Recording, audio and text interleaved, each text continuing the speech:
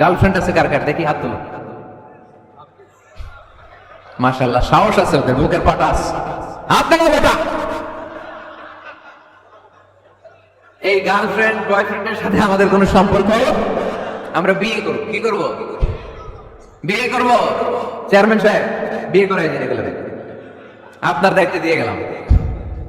এই girlfriend boyfriend এগুলো ইসলামের কালচার নয়।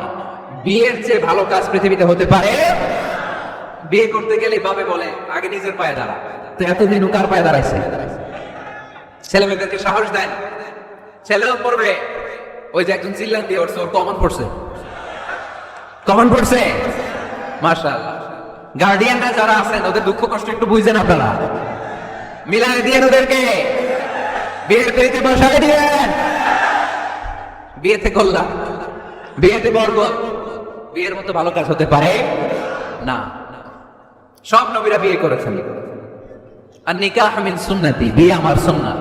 ফামান রাগিবা আন সুন্নতি ফালাইসা মিন্নি, যে আমার সুন্নতকে ভালোবাসে না সে আমার উম্মত হতে পারে না। বিয়েটাকে সহজ করে দেন।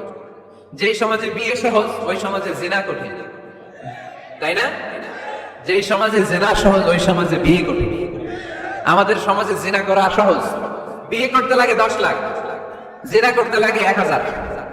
ঠিক কিনা? 10 লাখ টাকা ছাড়া বিয়ে করা যায় না। এটা লাগবে, ওইটা লাগবে, এই দাও, ওই দাও, মোহর দাও।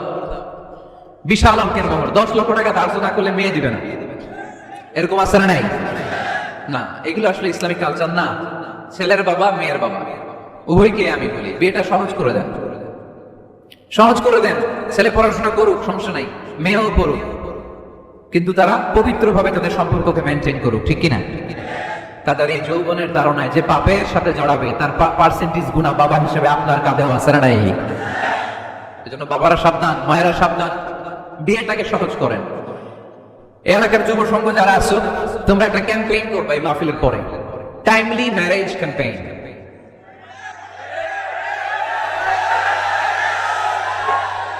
Timely marriage campaign. সময় মতো বিয়ে দিতে হবে, দেরি করা যাবে। বাপ মা বুঝে না, একজনকে হুজুর আব্বা বুঝে না। গার্ডিয়ান যারা আছেন একটু সদয় মা, ওরা যে পাপের সাথে, পাপের রাস্তা যে ওরা চিনে যাচ্ছে, পাপের পথে যে জড়িয়ে যাচ্ছে, আল্লাহর সুপ্রিম কোর্টের কাঠ গড়ায় আসামি করে আল্লাহ সেদিন আপনারা দাঁড় করাবে। আল্লাযীনা হুম লিফুরুজিহিম হাফিযুন, দে গার্ড देयर প্রাইভেটস। মুকদ্দমাতুল হারামে হারাম, এট এ গ্ল্যান্স। একটা নারীর দিকে চোখ করে যাওয়া এটা হারাম না, কিন্তু এই চোখ পড়ার কারণে এটা জিনার দিকে নিয়ে যাবে, এজন্য এটাকে হারাম করেছে কে? মুকদ্দমাতুল হারামে হারাম। এই নজরটা বড় খারাপ। আন-নাযার সাহামুন মাসমুমুন মিন সিহামি ইবলিস। এই নজর হচ্ছে শয়তানের বিষ মাখানো তীরের মধ্য থেকে একটা ভয়ঙ্কর তীর।